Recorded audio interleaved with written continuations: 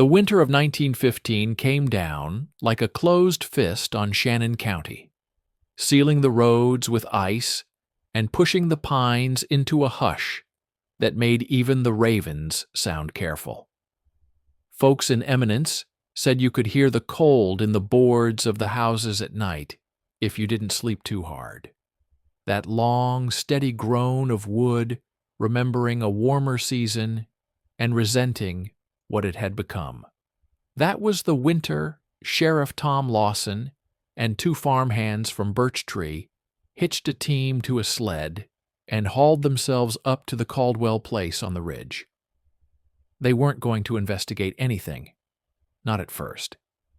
They were going to deliver a sack of flour, a coil of lamp wicks, and a letter from the postmaster that had already been opened by a woman who swore to the heavens she was not a gossip. The Caldwells were reliable as fence posts, a family that paid in eggs when coin was thin, that kept to themselves the way a wound keeps to the body. Mr. Caldwell cut timber for a man in Winona.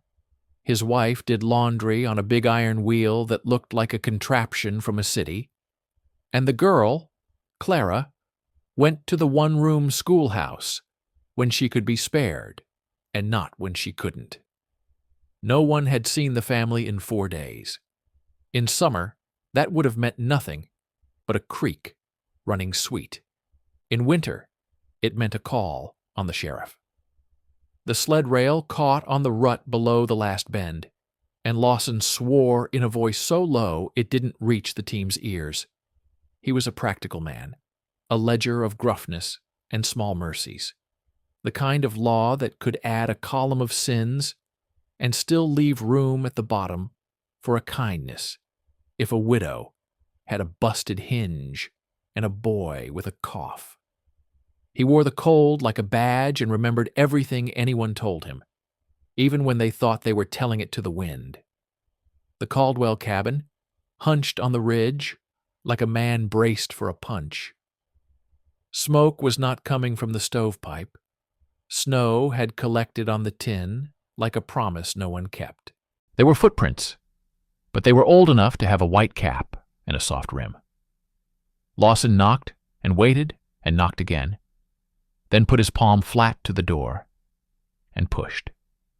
The latch stuttered and then surrendered. What met them first was warmth without smoke, as if the room had been heated by intention and not by wood. Then the smell, not rot or sickness, not the sour rye breath of a drunk who had slept it off, not even the clean iron of blood, just a scent of ink and oil and the dust that books breathe when you open them too fast. The second thing was the sound. Not silence exactly, but the scratch-scratch of graphite on paper, steady and patient, like a small animal chewing through a wall at a rate guaranteed to succeed by spring. Clara sat at the table with her feet tucked under like a bird on a perch, hair uncombed for a week, ink dried black on the heel of her left hand. The paper under her pencil was lined, but did not seem to be obeying any rule of lines. Symbols ran at diagonals and in arcs, like a kind of handwriting taught by weather. She looked up when the door closed behind the men and Sheriff Lawson, and her eyes were the gray-green of river ice, see-through and dangerous. "Clara," Lawson said, and tilted his head as if inviting her to attach the rest of a sentence. Words were sometimes stubborn. He'd learned to offer them an easy slope. "Sir," she said. Her voice had that flat Ozarks music that makes a greeting sound like a fact. "Where's your mother and father, child?" Clara blinked once, as if the question were a figure on the page that had to be taken into account before the solution could hold. She swallowed. The smallest proof she remembered her throat was part of her. "They went to fetch a thing they couldn't say," she answered at last. "They said they'd be back before the creek froze again." Lawson's hand made a small fist against his coat. The creek had frozen and thawed twice since the storm. When was that? 4 mornings, she said, as if reading a number off a blackboard inside her head. And half of 1. What have you eaten? She glanced at the stove, where a dented pot waited, the kind that could hold anything stew-shaped and could disguise anything cruel. I made dumpling soup day 1, fried cornmeal day 2, split the 3rd and 4th with a heel of bread and some molasses. The answer came like a report to a person who would not scold. Lamp oil? Lawson asked, following the steadiness of her voice with a steadiness of his own. Near out, she said. I use the window when the sun tells me to. He stepped closer to the table and the men hung back, because sometimes work was a 2-person instrument, and extra hands made the thing go out of tune. He looked at the page. At first he thought he was looking at cipher, some busy work for a child who had learned that drawing circles could tame fear for a minute. Then his mind made a gear shift it hadn't made since he took a chill in a St. Louis courthouse and watched a man prove a property line with math instead of anger. Numbers, and not the kitchen kind. What's this? He asked, without the condescension adults attach to children's puzzles. She licked the side of the pencil and didn't answer, not out of rudeness, but because the question was too imprecise to deserve time. She drew a curve, and then another where the first one would expect none, and the shapes behaved as if they had been told a secret. Her hand was small and not trembling. The page filled itself, left to right, up and down. Clara, he said again, softly, look at me. She did. There was no pleading in her look, and no pride either. Only an intensity he had seen once in a field medic, trying to stanch a wound during a thunderstorm. What are you writing? Where it goes, she said, and something in the room shifted like a board correcting itself back on a joist. Where what goes? The knowing, she said, and her mouth didn't test the words before she let them go. The knowing wants out. Behind Lawson, one of the farmhands, Chester, made the sign of the cross, the way a man who isn't Catholic but is afraid does, with a rough hand and a preference for redundancy. The other muttered something about haints and a cousin who could find water with a peach switch. The Ozarks holds both Bible and folklore in the same pocket. Sometimes it pulls one, sometimes the other. Your pa and ma left a note? Lawson asked, because the practical thing is always to be sought first. Clara nodded and pointed to the mantel. A piece of paper waited there, the kind you tear from the back of a ledger when you mean to come back in time to explain. Lawson read. It was a few lines of the kind of hope men write when they don't want to scare a child. Back soon? Get more oil. Pay Mr. Pettigrew and get his mule looked at. A thing they couldn't say. He took off his gloves and walked the cabin, eyes making the quick inventory habits of the poor make second nature. Was anything knocked over? Was any coat missing? The bed had blankets pulled up and then turned down by less careful hands. The coals in the stove were dead. The water pail had a skim of ice, cracked and refrozen twice. He put his palm flat to the table and felt the radiated heat of concentration. What's on the walls? He asked, because he had been pretending not to notice the patterns clinging to the boards like frost. At some point in the last 4 days, Clara had taken pencil, then coal when the pencil's dignity ran out, and written everywhere she could reach, arcs and lines and grids that reminded him of the school slates when lessons turned from spelling to the kind of arithmetic that made children's mouths turn down. But this was not school. It looked like something that should have had a foreign language caption, the kind they put under pictures of machinery in mail-order catalogs. "Clara," he said, and tried to make affection the heaviest metal in his voice. "Who taught you this?"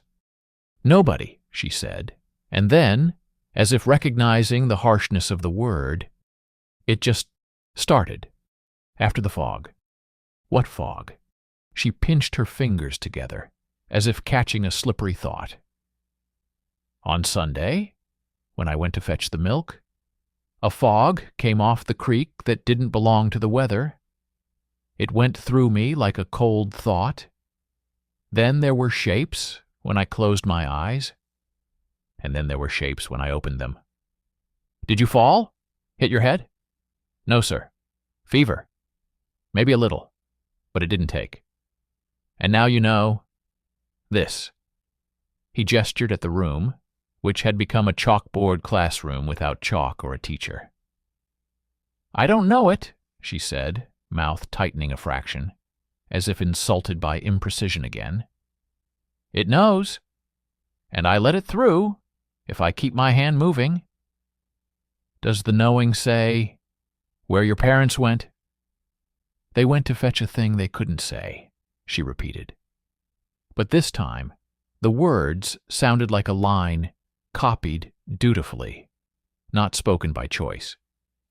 He sat at the table and tried to make his big body gentle in a space that had shrunk to hold an emergency. "All right. Chester, Jonas, get the stove going. Melt that pail. Cut a slab off whatever is in that paper. Looks like bacon if the Lord has decided to be kind. And fry it like it owes you money. I'm going to send a boy for Doc Klein and Mr. Gibbs at the school." He did those things because there are only a few correct sequences when a person goes missing, and a child has started to draw the inside of a clock on the wall. You feed, you warm, you call the doctor and the school teacher, you close the door to the glamour of panic, and you open it to the dull heroism of process. Doc Klein arrived with his leather bag and his practiced, disappointed face. The one doctors use when finding people's habits intact, and therefore most of what they can treat out of reach. He checked Clara's eyes with a pen light that used more battery than wisdom. He felt the pulse at her wrist and the temperature of her forehead and the bones around her ears. "She's fine," he said, which is a word that has caused more harm than good in every century. "Slept too little and thought too much. There's no fever, no bruise, no smell on her breath." "Smell?" Lawson asked. "Paraffin, coal gas, solvents, cedar oil, kerosene," Klein said dryly. "Children who sit too close to lamps and suck on paintbrushes for company." But no, she's clear. Mr. Gibbs appeared with his collar uneven and a notebook he had once bought in St. Louis, with dreams of using it to record the names of all the students he would send to college. He kept it now to jot assignments for boys who wouldn't come back after harvest. He stepped into the room and stopped like a man in church, who suddenly discovers the stained glass window has replaced the story. "Lord," he said. He did not say it as a prayer. He said it as a measurement. He stepped to the nearest wall and traced the air with his finger an inch from the marks, as if music might stand off them like heat. "This is not a child's game," he said finally. "This is matrix algebra." The second word came off his tongue like a foreign coin. "And something like calculus from a book I haven't read yet. And here, this looks like a conic. And there. See? These are field notations for polynomials. That's not school. Not here." "Can she be copying?" Lawson asked, half accusing and half wishing it were so. "Copying what?" Gibbs asked, laughing in a way that made clear he wasn't enjoying it. The Kansas City Star? I don't own a book on this in the county. The university might. A mill foreman won't. Clara had gone back to the table and was writing a series of small, equal signs down the center of a page like a spine. Numbers to the right and left as ribs. She paused long enough to sip water and then resumed, as if someone had told her the sentence was waiting. "Clara," Gibbs said, gentle as the butter he spread on the children's letters when he wanted them to last. "Why these?" "Because they close," she said. "What closes?" "The holes," she said, as if that were the only answer she had, and resented being forced to say it out loud.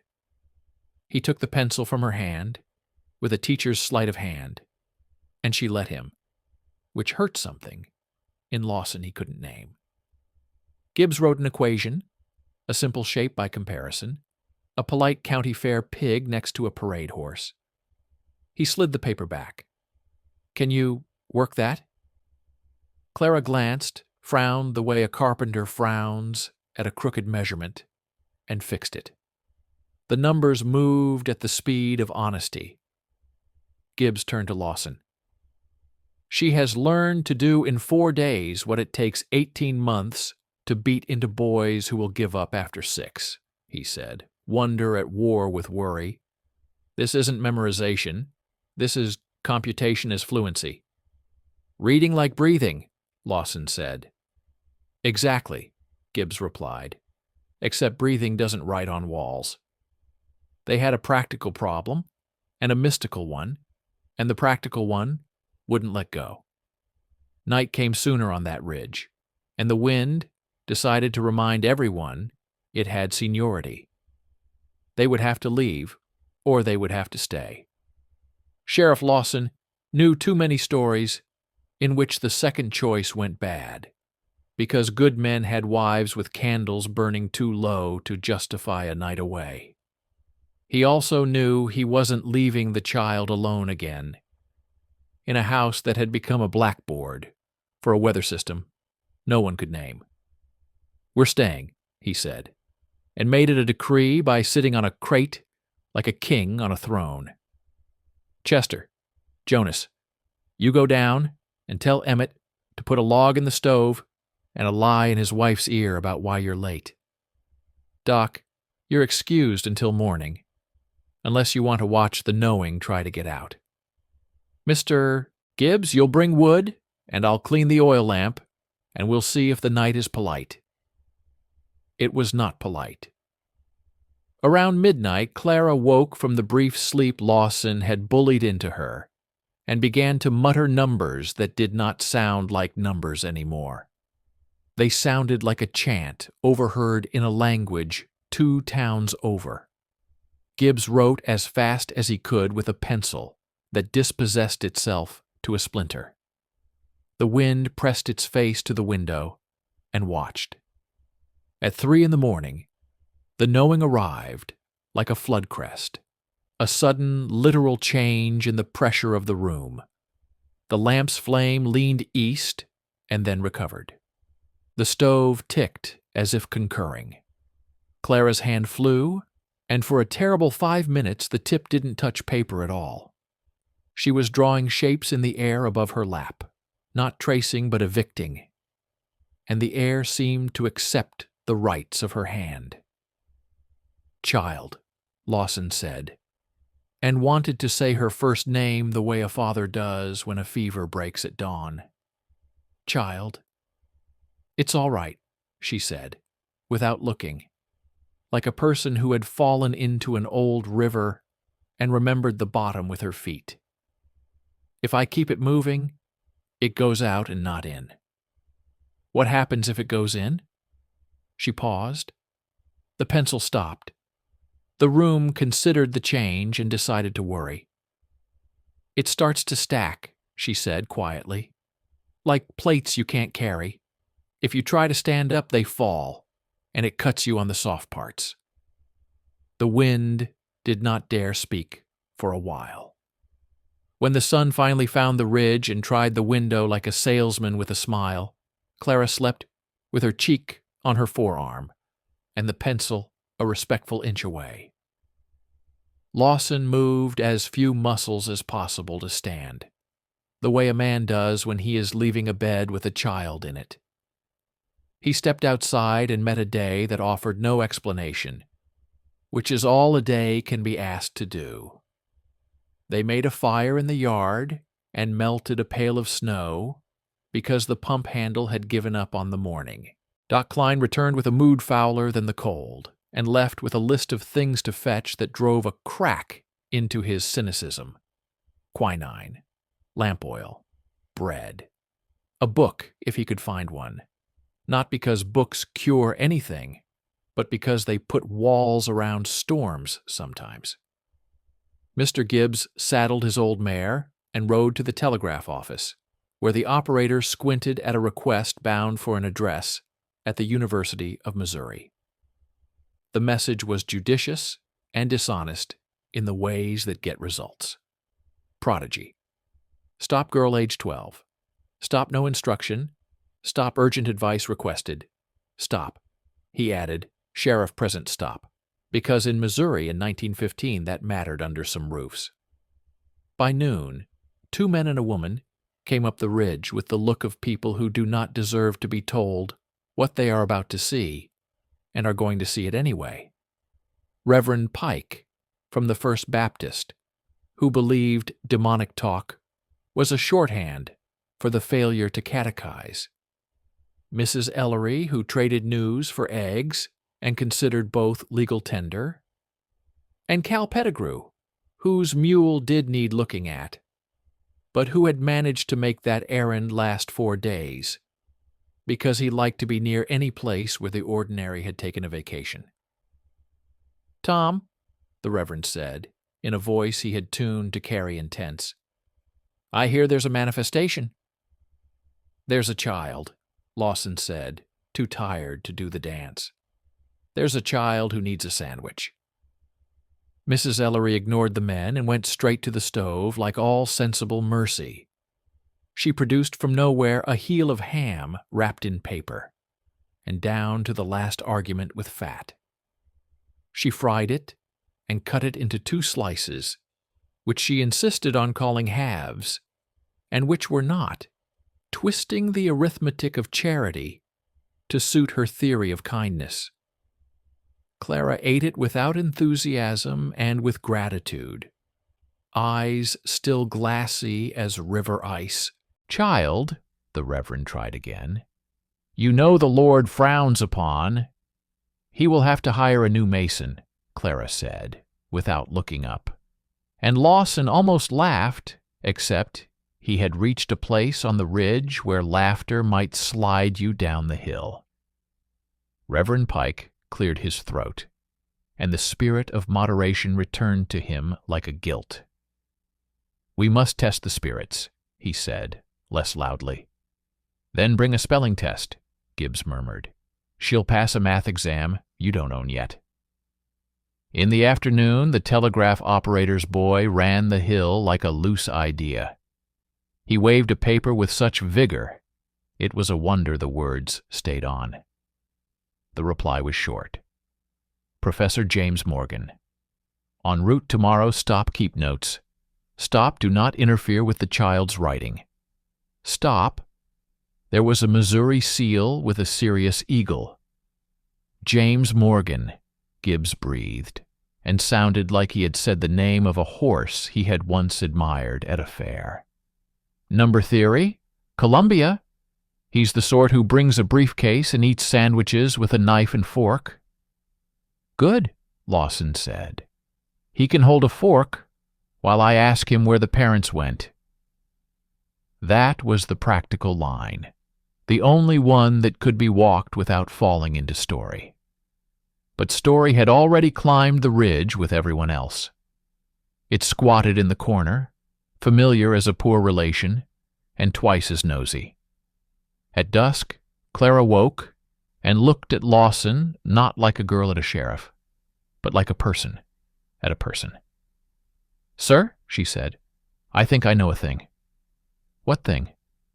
The creek, she said. The place where the fog came up. There is a place, not a hole, a place where the world is thinner. They went to fetch a thing they couldn't say. Folks fetch water from the creek. Sometimes the creek fetches back. Lawson felt every hair on his arms inform him they still had their jobs. He stood with leisure he did not feel, and went to the door. Because to go to the door was to disclaim panic as an operating principle. "Get your coats," he said. "All of you, we are going to the creek while there is light enough to pretend the world is simple." They went down the path in a line that would have looked comical if anyone had been foolish enough to laugh. The sheriff and the doctor and the school teacher and the gossip and the man. They went down single file, the way people do when the path has more opinions than the people on it. Sheriff Lawson led without hurrying, because hurrying is a language the woods will not speak back. Behind him came Mr. Gibbs, with a lantern, whose light made a gold argument with the dusk. Doc Klein muttered about ankles and lawsuits.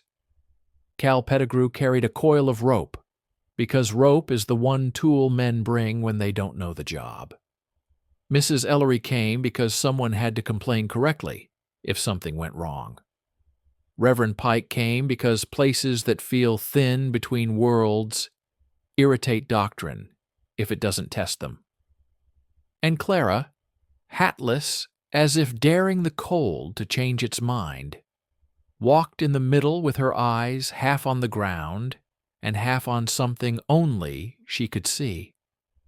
They reached the place where the path stepped down to the creek, a steep cut between limestone shoulders, with a cottonwood leaning toward the water, like a person trying to hear better. Jack's Fork moved with winter reluctance, a green-gray lane with thin ice tracing its edges like lace at a widow's throat. The fog was not there. The fog had learned manners for the evening. "Where?" Lawson asked. Clara tilted her head, the way birds do when they pick up frequencies men do not offer. "Here," she said, then corrected herself. "Not here, here. Here if you're not careful." She pointed to a patch where stones made a rough circle, interrupted by a gap too even to be natural, and too clumsy to be proposed by an engineer. It looked like a mouth with a missing tooth. Cal Pettigrew squinted. "That right there is just a place, Sheriff. A chunk of the bank fell in. Happens when the ground gets tired." "Then why did your voice get quieter when you said it?" Mrs. Ellery asked, with a venom only concern can produce. Gibbs knelt and touched the stone. It was colder than the rest, a deep pocket cold that doesn't live on the surface. He rapped it with his knuckles, and the sound came back wrong, not hollow, not solid, as if the stone wanted to answer in a language it had not been taught. "Fog came up here," Clara said, "not like mist. Like breath." "From the creek?" Lawson asked. "From the place under it," she said. There are arguments you cannot make on a riverbank when the light is leaving. Lawson knew this. He set the caution in his voice the way he set the safety on his gun. "We go careful. Rope to trees, men on knots, reverend on prayer if he's inclined," Mrs. Ellery holding the lanterns like wages. "Cal, you test that edge. If it wants to break, let it go. We are not recruiting any more mysteries this evening." Cal snorted and made a big show of knotting the rope around his waist, then handed the coil to Lawson and stepped to the stones with the swagger of a man who has convinced himself fear is a tax for fools. He tested the edge with his boot. It held. He put weight on his heel. It held. He shifted forward, and the stone did a small bored shrug and gave up on the experiment. Cal went down with a curse and a noise like a sack of flour remembering gravity. and then the rope caught and held, and the whole group shuddered the way a body does when a single muscle seizes and lets go. "Alive?" Lawson asked, trying not to present the question as a prayer. "I ain't dead," Cal coughed, indignation already repaving the place pain had bulldozed. "But I'll be one color tomorrow." "Don't breathe deep," Doc Klein warned conversationally. "Not if you like the taste of this air better than the one beneath it." "What's under it?" Reverend Pike asked, meaning metaphysics and not geology. "Cold," Doc said. "Old cold, like a cellar in a house that doesn't want to be rented." They hauled Cal back up, and the stone edge made a grinding complaint, and then accepted the new math. Lawson reached for Clara's shoulder without thinking, the way a hand reaches for a banister on a dark stair. "Can you feel it now?" he asked. "Yes," she said, "and if we stay, it will feel us." "We're leaving," he decided, because children shouldn't carry the fragrance of places that don't belong to daylight. We mark it. We come back with light and sober men. We ask questions with rope and shovels, not with a girl at the edge. As if to underline, the fog rose, sudden as the truth, not a sheet, but a vertical bloom, as if a hand had pressed upward under the water, and the river had let go reluctantly. It wrapped the rocks at knee height and then thigh. Gibbs lifted the lantern, and the light went strange, flattened, and too bright. The way light looks in a dream where glass refuses to behave. Mrs. Ellery, who had been brave enough for 3 women until then, lost her patience for this evening's theology. "Tom," she said, "if this is a creek trick, it is a mean one. If it isn't, then the Lord can keep it. I am going to make coffee in a room with corners." "Done," Lawson said. "Back up. One at a time. Don't hurry, don't wait. Gibbs, lift the back. Cal, you can limp, or I can carry you like a baby and choose to enjoy it." They climbed. The fog did not follow in a cinematic way. It let them go with the aloofness of a cat that knows the door will be opened again. Back at the cabin, the stove accepted its responsibility without argument. Coffee performed its cheap miracle. Clara sat at the table with her hands flat and did not write. The pencil this time would not have been polite. She looked at Lawson, and the look was a request he had seen from soldiers and criminals and mothers. "Tell me what's happening, so I can choose which part of myself to put in front of it." "Tomorrow," he said, "a gentleman from the university is coming to see what you've done to my walls. We'll take him to the creek, if he has the sense to wear boots. Tonight, you are going to sleep a sleep not interrupted by numbers. If that requires me to read you the livestock regulations until you snore. The rest of us will take watches, like men who want to have wives later. Doc will frown at us for the correct amount of time. Reverend will pray over the kettle. Mrs. Ellery will tell us which of us is being a fool without using any names. That is our work." "Sir?" Clara asked. "Yes, child. If the knowing gets pushy, can I write on the floor this time? I don't want to run out of wall." Lawson considered the floor, the roof, the sky, and how he would explain any of this if he survived to be old. "You can write on the back of Doc Klein's bag if it keeps you from braining yourself on the stove," he said.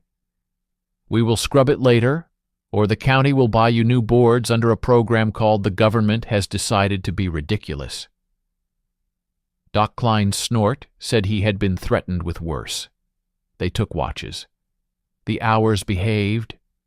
Clara slept, not deeply, but with fewer starts, as if the knowing had agreed to sit on the porch and hum instead of pacing in the kitchen. In the small hours, Lawson read the note from the Caldwells again and again, looking for codes where there were none, because men must pretend puzzles have logic even when they don't. By 9 the next morning, the road made a new sound. A motor car climbing with the injured vanity of a city machine asked to do country work. It appeared at the bend like a contraption from a traveling show, black as a threat and twice as shiny. The gentleman inside wore a hat that hoped to command and a coat that failed to understand the Ozarks. He emerged like a thought from a book. "Professor James Morgan," he announced, as if the trees had been waiting for the syllables to arrive. "Sheriff Tom Lawson," Lawson countered. "And you're late by 100 years, and just in time for this morning." Morgan took in the cabin, and then the walls, and then the girl. His face did something rare in learned men. It let bewilderment arrive without disguising it as contempt. "May I?" he asked Clara, and the honesty of the request put something in the room at ease. "You may," she said, with the gravity of a queen letting a dignitary set his hat on a chair. He approached the nearest wall, took out a small pair of spectacles like a surrender, and began to read. He made the noises educated men make when their minds trip on a stone. Good Lord. That's unusual. He moved to the next section, and then back, tracing invisible lines between patterns like a person testing fence wire for current. "How long?" he asked. 4 days, Lawson said. "And a half." "No books?" he pressed. "Newspapers," Gibbs said. "Ledger of accounts? Bible? Almanac? One arithmetic primer that would insult her now." Morgan's hands had that pale city tone of someone who holds chalk professionally and avoids blisters like a policy. He touched nothing. He stood before a particular set of symbols and exhaled like a man on a hill finally seeing the town on the other side. This is not only coherent," he said. "It is novel." He pointed at a cluster that had the audacity to look quiet. "She has made a mapping here that—" He stopped because he sounded like a man about to talk to a room, and this was not a room for that. He looked at Clara instead. "How do you see this?" "As if it belongs in the same drawer," she said. "Even when the labels disagree." He smiled, and it reached past his beard. "Yes, exactly that. Who taught you that metaphor?" "The knowing," she said, and if he was inclined to ask her to clarify, the room forbade it. "I would like to make a few copies," Morgan said to Lawson, to Clara, to the air. "Not for publication, good God, no, but for the purposes of not losing whatever has happened if mice decide the walls are a medium." "You can copy the walls if you copy what's on the table for supper," Mrs. Ellery said sharply. "No one eats paper for dinner." Morgan did not look offended. He looked chastened in the way only a man with real humility can. "I can offer coffee," he said, an academic's version of tribute. "You can offer yourself to carry wood," Lawson said. "The coffee will then seem like a contribution." They worked for 2 hours that way, Morgan with paper and careful hands, Gibbs assisting like he'd been born an apprentice to the future, Lawson managing foot traffic and temperatures, Doc Klein performing the ancient ritual of complaining while fetching precisely what was needed, and Clara dozing in a chair with her chin on her collarbone, dreams twitching her eyelids in Morse code. None of the men could read. At noon, they returned to the creek. Morgan wore boots borrowed from Cal that made him walk like a man learning a new instrument. He stopped at the stone rim and made that small, involuntary sound people make when a place insists on being itself. He held his hat in his breath and then let the breath out. Geology, he said, as if selling a theory to a hostile crowd. Karst. Sinkholes. Limestone does this when it is bored. Does geology breathe fog when it's bored? Doc Klein asked. Sometimes physics helps, Morgan conceded. Temperature gradients. Water warmer than air. But, he squinted, sometimes places are simply places and words are only words. It's thin, Clara said, like the top of milk. Morgan glanced at her with a recognition that had nothing to do with age.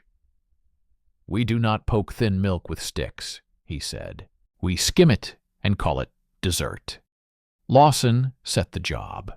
Stakes hammered back from the edge, a proper rope with a sensible knot, a loop for a man's waist and not his ankles, no heroes unless a body was involved, and then only reluctant ones. Cal's pride insisted on a second look at the ledge and then accepted the fact of its cowardice. Mrs. Ellery held the lantern as if it were an opinion and not an object.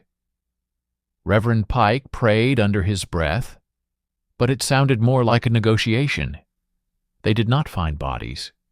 They found, 10 yards downriver, where debris told stories, a patch of shore that looked like a man had stood and then hadn't. 2 sets of prints, one heavier, one lighter, smudged by melt and time, a piece of cloth caught on a branch, wool, dark, a familiar weave. Lawson did not smell violence. He smelled the indifferent pine of winter. He collected the cloth because collecting something is the first step to being able to say you did anything at all. They went back. Morgan made copies of a new pattern Clara started at the table after the creek. Something less feverish, more architectural, as if the knowing had decided to become a landlord. Do you feel it all the time? He asked her, mild as the weather isn't. If I let it, she said. If I move slow and handle bread and talk to people, it gets shy. Good, he said. Then we will handle bread and talk to people. He asked questions with care. Before Sunday, what was hard at school? Long division, she said. But not because it's hard. Because it is like washing hands. You can do it while you think of something else, and then you forget to wash between fingers. What is easy now?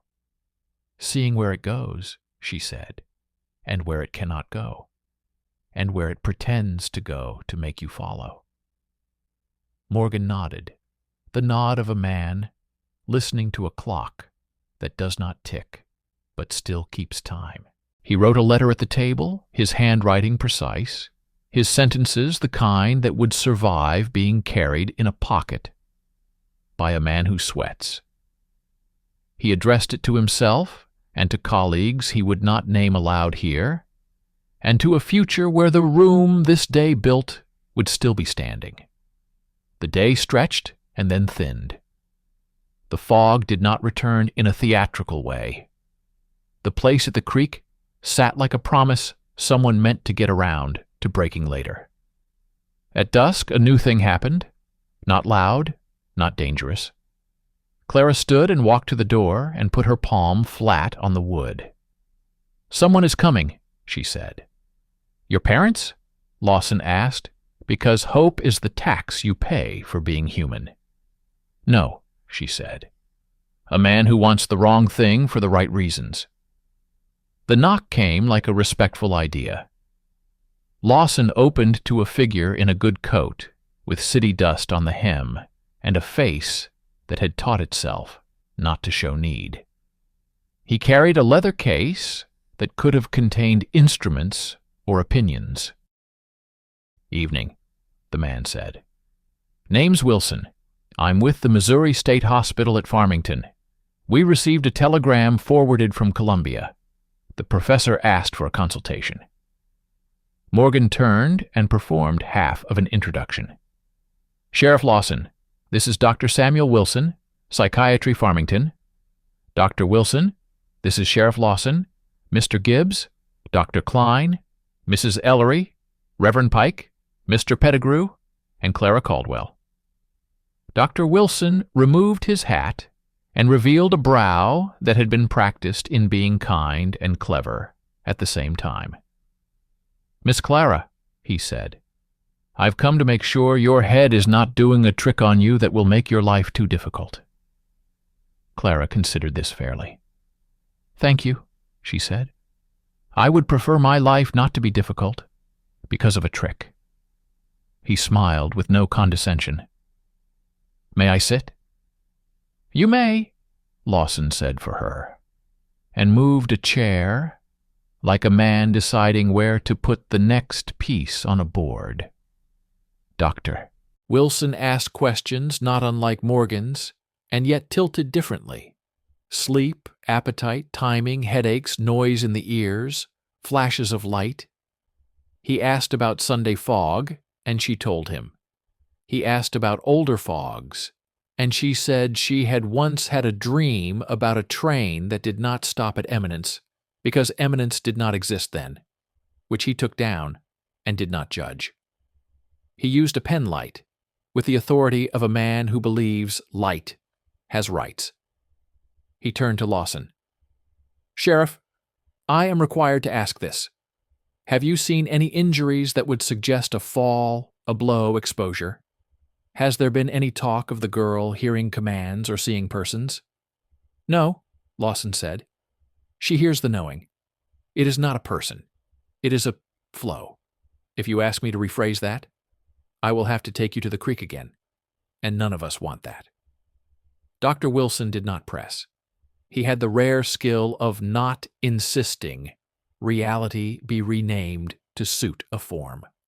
"Professor Morgan," he said, "you sent for me because you feared the institution would insist on custody." "I sent for you," Morgan said, "because I fear institutions, when they are not introduced to the humans they will affect." Dr. Wilson opened his leather case and took out a form. He capped his pen and did not uncap it. "Here is what the state can do," he said, as if confessing. "We can observe. We can protect from harm by removing from a harmful environment. We can also, often unintentionally, worsen a thing by declaring it a thing. I would rather declare a kitchen with good light and a school teacher who can keep up." "Then write that," Mrs. Ellery said promptly. "Write kitchen." Dr. Wilson smiled. He wrote, "Observation in home environment, school teacher oversight, daily medical check by county physician, no removal absent evidence of harm." He handed it to Lawson as if handing him a shield. "If anyone comes with a larger pen," he said, "show them my smaller one first." Lawson felt something unclench in his shoulders. "Thank you," he said, and meant the ancient version of that sentence. They ate stew that had ambitious ideas about being better than it was. They sat the way people do after work that felt like work and not like theater. Outside, the woods continued to be older than anyone's certainty. After the table was cleared, Clara took up her pencil and wrote one line in the middle of a clean sheet. She showed it to Morgan as if making him a gift. It was not a proof and not an equation. It was a sentence in numbers that said, in a way only numbers can, this goes here, that cannot. Morgan looked at it, and then at her, and felt a grief he could not yet place. "You will not be believed by the right people," he said softly. She shrugged, a small Ozarks economy of motion. "Then I will teach the wrong people until they are the right ones." The night laid its hand on the ridge like a quiet. Watches were set again, not because the creek commanded it, but because men slept better when order was honored. Dr. Wilson took the late watch and surprised everyone by brewing decent coffee without burning the pot. Reverend Pike surprised himself by sleeping still. Gibbs dreamed of a blackboard, that extended into the woods. Doc Klein dreamed of suing the fog for malpractice. Cal Pettigrew snored as if the stone had lodged itself in his pride and needed softening. Sheriff Lawson did not dream. He sat with his back to the wall and his eyes on the door and the piece of cloth and the pencil, and he measured the world with the only instrument he trusted, the length of time between a child's breath in and a child's breath out. Just before dawn, Clara stirred and spoke a sentence that found the floor and stayed there.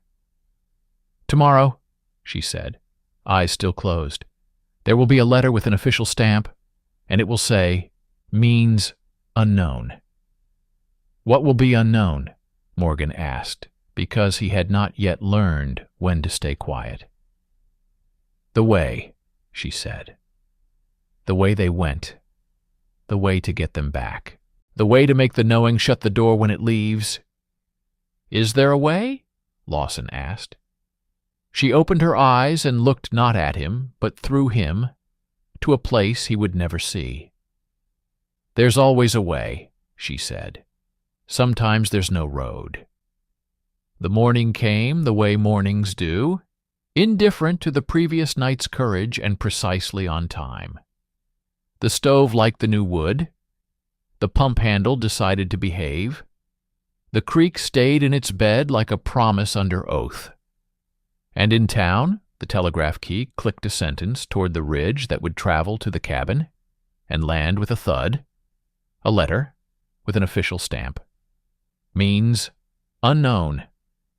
For now, there was coffee and a pencil and a wall and the thinnest place in the world thickening a little with every act of ordinary.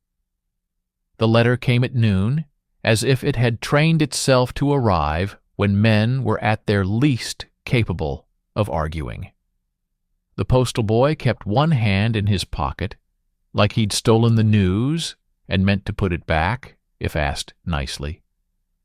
The other hand held the envelope away from his body, as if official ink might be contagious. Sheriff Lawson signed for it on the sled's plank seat, because form required furniture, and broke the seal without making a speech. He read with his jaw first and his eyes second. "Shannon County Office of the Sheriff," he began, and looked toward the cabin door that leaned open like a person eavesdropping. Everyone inside already knew they were being read to. The room collected silence like a tithe. "Regarding your recent communications and the matter of Mr. and Mrs. Caldwell, acknowledgment of report is hereby given. Search authorization is continued within county resources. At present, with evidence insufficient to identify mechanism or malefactor, cause of disappearance is recorded as means unknown. Signed, A.D. Harlan, State's Attorney's Office." Lawson folded the paper once, then again, then placed it on the table the way a man lays down a check he means to pay. "Means unknown," Mr. Gibbs repeated, as if weighing each word in a separate palm. "How tidy." "It is not a lie," Dr. Wilson said, unwilling to let cynicism have full custody. "It is just not a rescue." Clara did not look at the letter. She looked past Lawson at the square of sky framed by the doorway, and then down at the edge of the table where her own pencil had carved a small crescent in the wood over the years, a moon of concentration. "Sometimes the soul says the same thing," she said quietly. "Means unknown." Still here. Later, when the house had resumed its version of routine, the clatter of plates, the creak of chairs that knew everybody's weight, Professor Morgan set out instruments no one expected a mathematician to carry. A slide rule long enough to embarrass a yardstick, a compass with a hinge that moved like a secret, a stack of thin onion skin papers that made the air around them sound like whispered argument. He laid one onion skin over a section of Clara's wall and began to trace, not like a thief, but like an archivist making a backup of a language endangered by weather. "These," he said, tapping a cluster of symbols that had become familiar to the familiar, "behave like a family of functions I know. They ask to be bounded and then quarrel about the boundaries. This," he moved his finger, "is a map that sends one kind of object into another kind and back again. And this is where it cheats," Clara finished, almost smiling. "But only to be kind." Morgan stopped. "Say more." "It pretends to be discontinuous, so your mind will slow down," she said. "Then it lets you cross without falling. It is a bridge that hides its planks." Dr. Wilson watched their exchange like a man seated between foreign nations at a treaty table, grateful and a little frightened by the vocabulary he didn't own.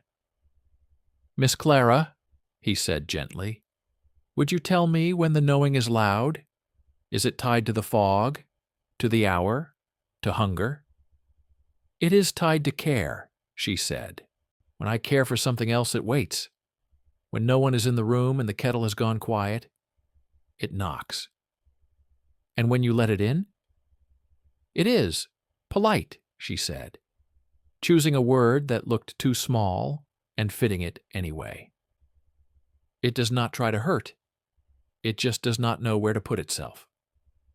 Mrs. Ellery, whose hands could only be idle if you tied them to something boiling, set a bowl of peeled apples on the table and handed Clara a knife. "Then we will give it places," she said. "Today we are peeling. The knowing can decide if an apple's curve is a secret." Clara took the knife with a reverence that would have embarrassed adults and began to peel as if she were being graded by the tree. The knock came soft. A man in a suit waited on the stoop with the posture of someone elected locally to enforce rules that were too large for his jacket. He had the careful hair of a clerk and the careful smile of a man accustomed to being disliked by good people. "Sheriff Lawson?" he asked. "I'm Arthur Dane, county office. I'm to observe and record." "We are observed and recorded aplenty," Lawson said, not yet unkind. "But you can add your eyes and your pencil to the pile." Dane's pencil moved like a sewing machine. "Present are Professor James Morgan of the University, Dr. Samuel Wilson of the State Hospital, Dr. Klein, Mr. Gibbs, Mrs. Ellery, Reverend Pike, Mr. Pettigrew, minor Clara Caldwell. Activities: food preparation, academic inquiry, religious counsel, medical observation." "Make sure you write apples," Mrs. Ellery said. "So when the state reads this, they'll remember we weren't boiling frogs." Dane cleared his throat. "I do have questions." "Ask them as if we're neighbors, not suspects," Lawson said, "because tone is a sheriff's first toolkit." "Has the child been harmed?" Dane asked. "No," Dr. Wilson answered. "She is fatigued, not injured. The phenomenon appears cognitive, not contagious, unless you count curiosity." "Is public order at risk?" Dane tried, looking at Reverend Pike as if theology might kick over a lantern. "Public order is improved by pie," Pike said. "We are pie-bound if the Lord permits." "Is there evidence of criminal interference in the disappearance?" "Evidence is a strong word," Lawson said. "We have a patch of cloth and a place by the creek that behaves like a stubborn riddle. We have fog that forgets its manners. We have no blood, no witness, no footprints that can out-argue weather. We have means unknown." Dane wrote it. The way men write words, they will later call phrases. He looked at Clara as if he had been told she could read his mind, and then looked away, like a man at a tent revival, who suspects his sins are about to be described in public. "Will you be removing the child to Farmington for observation?" he asked Dr. Wilson, in a tone that had been practiced to imply neutrality and deliver a bruise. "No," Dr. Wilson said, before anyone else could contribute a complication. "The observation will happen here, with a stove that knows her hands, and a schoolteacher who knows her face." Dane made a note. "I'll require signatures," he said to Lawson, to Dr. Wilson, to the room, "and I'll need to be informed of any developments." "You will be," Lawson said. "We'll send a boy on the hour, unless we're busy not interfering with a girl peeling apples." Dane colored, and to his credit, put his hat back on with humility instead of offense. "Good day," he said, and meant to leave. At the door, he turned back. "Miss Caldwell," he said, as if recognizing the impropriety of not speaking to the subject of the page, "is there anything you require of the county at this time?" Clara looked at the knife in her hand and at the curve of peel falling to the bowl, at the professor's onion skins, at the doctor's bag, at the sheriff's hat on the peg. "Salt," she said. "We're low." Dane blinked once, as if trained to expect a petition for money or mercy, and delivered instead into a grocery list. "I'll see to it," he said. "Salt." After he left, Reverend Pike chuckled without malice. "If the state ever learns to provide salt on time, the millennium will be upon us." "Don't jest about salt," Mrs. Ellery said. "Salt tells whether a place likes the people in it." By afternoon, Morgan's copies had gotten ahead of the wall, and the wall, in retaliation, presented new material. Clara, who had been permitted to rest from peeling under the supervision of pie crust, returned to the table and wrote a pattern that made Morgan sit very straight. "This," he said slowly, "is a construction I have been lecturing about as conjecture. You have drawn the bridge and walked it and returned. Did you prove it?" Clara frowned, not in resistance but in savor. "I made it shut," she said, "and it did not squeal. Is that proving?" "It will do," Morgan said softly. He removed his spectacles and rubbed the bridge of his nose like a man who has seen an angel in the next pew and is trying to remember if angels give grades. Dr. Wilson stepped outside with Sheriff Lawson. The ridge wind had decided to practice leniency. "Sheriff," he said, "I can write letters that buy us time, but time is not food. The county must accept that if the parents do not return, a child must either be placed or the town must grow arms." "The town will grow arms," Lawson said, a statement in the declarative future. "It has done so for lesser reasons." "And if the parents do return," Wilson said, "we must be ready to receive what they bring. That could be nothing but exhaustion. It could be a story. It could be a difficultness." "You are saying prepare kindness for good days and patience for the bad ones," Lawson said. "You are saying be a town." "Yes," Wilson said. "I am saying the thing that sounds like a platitude until it's work." At dusk, Clara's hand began to shake for the first time. She put down the pencil before it embarrassed her and folded her fingers into her palms. "It pushes," she said. "The knowing pushes." "Look at me," Dr. Wilson said, tone flattening into command the way a bridge flattens to admit a heavy load. "Name 3 ordinary things in this room." "Stove," she said. "Apple pie, sheriff's hat." "Name 3 more." "Bootlaces," she said. "The chip in the edge of that bowl. The way a lantern smells when you blow it out." "Good," he said.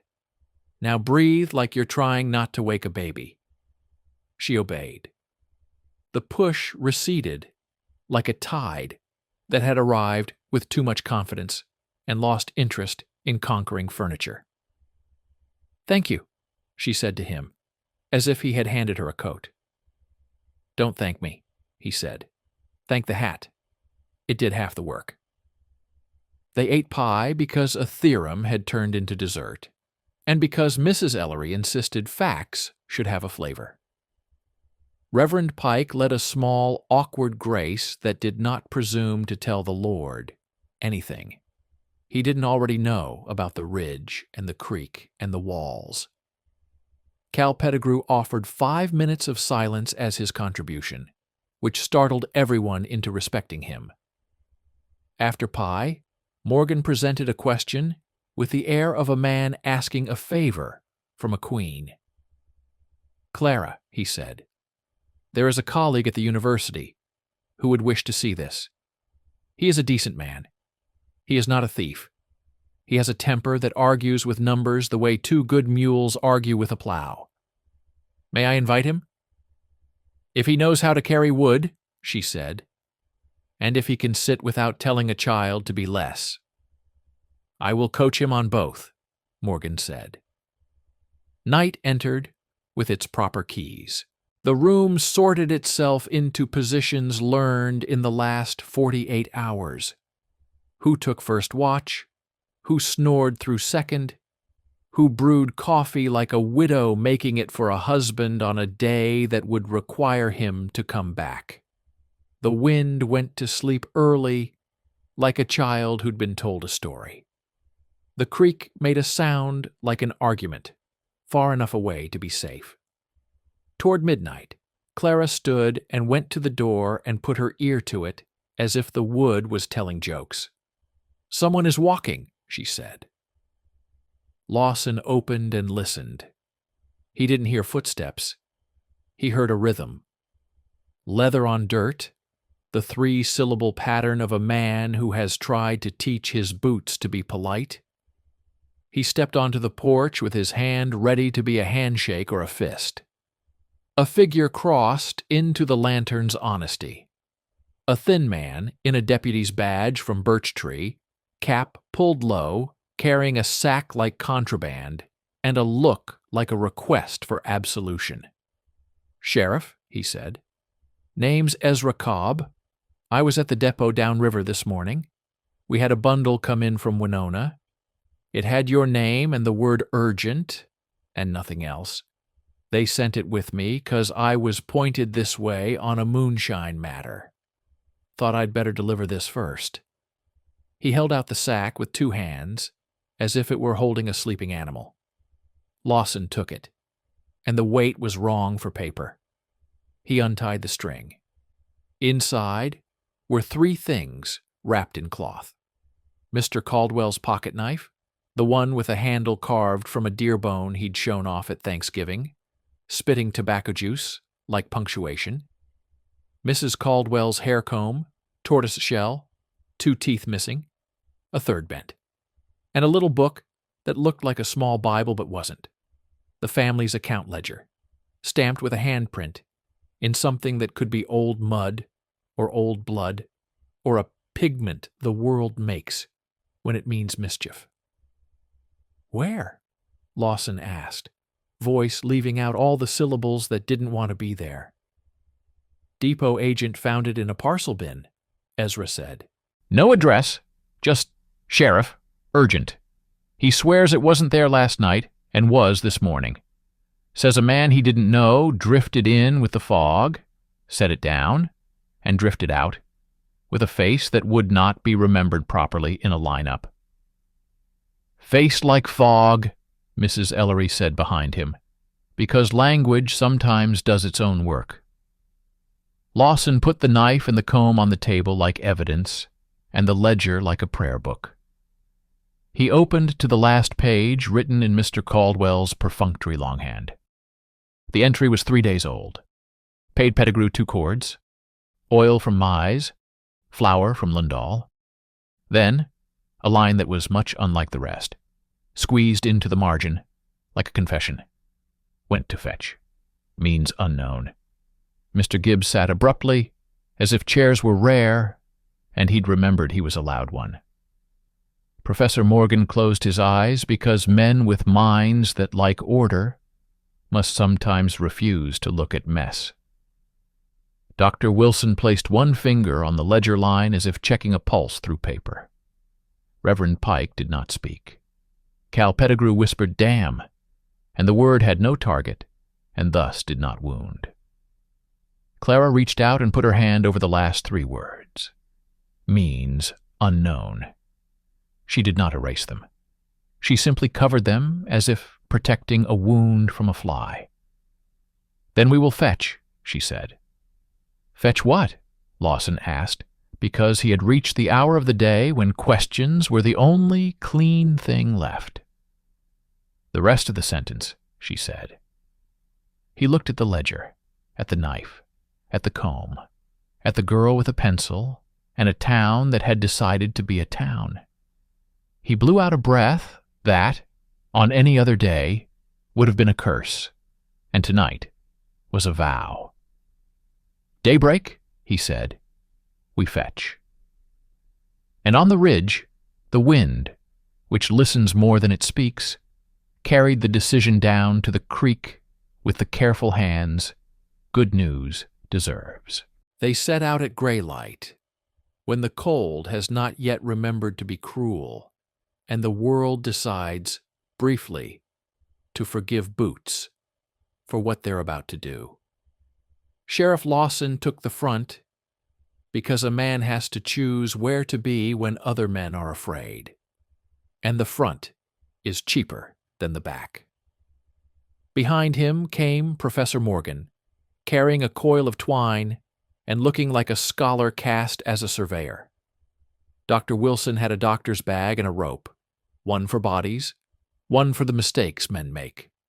Mr. Gibbs brought a notebook and the humility to know it would not be enough. Cal Pettigrew carried a spade and an apology to his knees. Reverend Pike kept pace with a psalm half-remembered and a willingness to be wrong in public if it helped. Mrs. Ellery stayed at the cabin to guard Pye and the child. She had the fiercer posting. And Clara, hatless again like a dare, walked between duty and dread with the seed of a plan somewhere under her ribs. They reached the cut down to Jack's Fork with the discipline of a procession and the practical joy that comes when fear is briefly outvoted by purpose. The fog was absent, as if rebuked by dawn. The stones looked ordinary, which in the Ozarks is the show ordinary puts on when it has decided to be wicked, later. Lawson anchored rope to cottonwood, the knot the kind tightens when asked for promises and allowed to deliver them.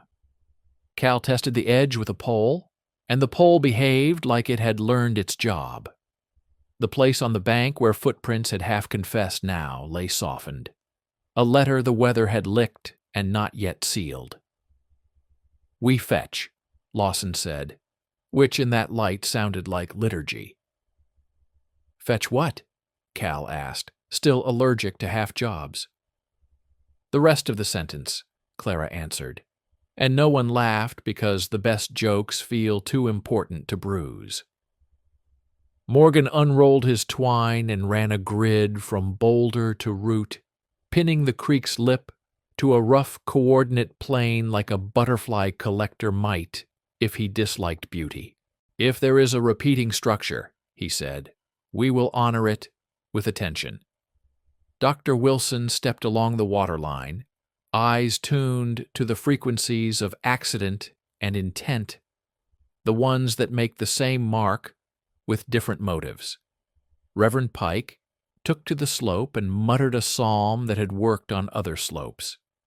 Mr. Gibbs, a pencil behind his ear, kept track of where the men were and where the creek had previously pretended it didn't want them to be. "Clara," Lawson said quietly, "stay on the high. If something below starts talking, let the grown fools with rope answer first." Clara nodded and did not pretend to disagree. She crouched where grass still remembered being grass under snow, and placed her palm on the ground like a person greeting a dog that is probably friendly. "Anything?" Dr. Wilson asked, without looking up. It's quiet, she said. Like a church after everybody's left, and one hymn is still hanging from the rafters, deciding whether to be a draft. They work the bank the way you work a stubborn door. Lift, don't yank. Slide, don't shove. The spade found the edge of a board under gravel, not large, not fresh. Cal livered it up, and the board came free with a cough of old wood and a smell that made everyone think of damp basements and decades where nothing had improved. Underneath lay nothing you could arrest and no one you could heal. Just a shelf of limestone slick as a lie. A notch, though, at the shelf's lip. Too neat to be accident. Too clumsy to be design. Pocket, Lawson said. Just enough to hold a parcel. Just enough to be found by a man who knew where to put his hand, without getting his arm taken. Or leave, Dr. Wilson said, if he wasn't planning to come back. They located 3 more notches within Morgan's grid, each the size of a small loaf of bread. One held water that shivered when the air moved, as if disagreeing with the weather on principle. One was empty but for silt and the thin, glinting skeletons of minnows that had made a mistake. The third held a marble, blue glass with a white vein like smoke, that did not belong to this century or this bank. Clara reached for it, and Lawson's hand found her wrist without ceremony. "Let me," he said, and used a forked stick, with the careful disrespect a man shows to a snake he prefers not to kill. He rolled the marble out and into his palm and held it to the light. It was scratched in a way that spoke of pockets and porches and boys who did not keep track of their luck. He handed it to Clara, and she closed her fingers around it, as you close fingers around a worry bead. "My father had one," she said. "He got it from Mr. Lundahl for sweeping up a spill in the store and pretending not to see what fell from a rich man's pocket." "Men pay for witness with small coins," Reverend Pike said dryly. "The Lord prefers gratitude to bribery, but he keeps count of both." They found nothing else concrete enough to make a report that would satisfy a pen. The fog stayed gone, and the creek pretended it never had an argument with facts. The rope held, and the cottonwood, that patient anchor, creaked the way old things creak when they lend youth to a morning. "We may be wrong," Morgan said reluctantly, standing and conceding a point to the indifferent river. "It may be that the parcel came from a hand that does not intend to be held. We may be walking a proof that refuses to close, and that is sometimes mathematics." Clara had not moved. The marble warmed in her fist. She looked at the notches as if reading their handwriting. Then she did something that made every adult's breath learn a new way to leave, a movement simple as a child at play and complicated as a rite. She took the marble and set it on the slick limestone near the third notch and gave it a gentle push. It rolled, not toward the incline it should have obeyed, but in a small involuntary curve, as if someone had bent gravity's ear. It reached the notch and stopped on the lip, balancing on a knife edge that wasn't there. Then, as if the creek decided to blink, the marble vanished. Not fell, not dropped, vanished. A skip in film, and then no marble at all. "No," Lawson said, and the word was both prayer and profanity. "Good Lord," Morgan breathed, and sound returned to the trees in a wash of birds that scolded everything for not being seed. "Thin," Clara said simply, "like milk." Dr. Wilson crouched and put his ear to the notch, the way a doctor listens to a heart through a chest he suspects of lying. He heard, not rushing, but a far hum, like wire under winter wind, or a choir in a different building doing a different service. Don't, Lawson said. A single syllable that contained fathers, sheriffs, and the history of men who had hauled other men back from the idiot's edge. No reaching. We are not losing a hand today to curiosity, yours or mine. We fetch with brains, not wrists, Dr. Wilson agreed, and stood, hands visible, palms offering their continued presence. Morgan sat down hard and laughed once, the way a man laughs when someone has thrown a pie at the laws of nature and hit. You have a portal, he said, choosing the least embarrassing word. Or a pocket. Or a place where space folds like laundry. I say this as a person who does not say such things, because the alternative is to be an idiot before noon. Is that where my pa and ma went? Clara asked. I don't know, he said, the calmest sentence he owned. I know where the marble went, not here. I know where the parcel came from, not far. I know a clever hand can insert and remove without falling in. I know that clever hand may be kind or not kind. Then we fetch what is fetchable now, Lawson said, reasserting the world into a shape he could hold. We fetch help that respects rope. We fetch a steel probe. We fetch a man who is not charmed by novelty. We fetch salt. Salt? Cal asked. To mark the edge, Lawson said. Even the creek might respect a line drawn by a thing that remembers the sea. They left the bank without turning their backs to it, an instinct men share with prey, hunters, and widows. Back at the cabin, Mrs. Ellery listened to the account with her mouth pressed tight, then set the kettle to an angry boil, as if insulting water would make it more loyal. It will not have the child, she said to no one in particular, and to the world in general. They built, by afternoon, a model of the notch on the cabin table, a plank, planed, smooth, and inclined, a chisel's bite for the lip, a pocket hollowed with guilty care. They rolled marbles, buttons, a copper penny with Lincoln's face turned toward an experiment he'd have disapproved. Nothing vanished, because models only mock when they decide to, and today they were faithful. The marble rolled, kissed the lip, and fell into a drawer that had been waiting to be called a pocket. It did not vanish because the world upstairs did not ask it to. Fine, Morgan said. Then we will spend our profligate hope at the creek and save our careful domestic competence for the explanation. Sheriff, we need a steel rod, slender, 6 feet, with mark lines. We need a hook at the end that can catch cloth without insulting stone. We need a pulling magnet, because men who build pockets at rivers often carry tools with enough iron to betray them. We need a ring of stake points with rope, 2 men on belay, and no one who drinks, smokes, jokes, or tries to be remembered. You'll have it, Lawson said.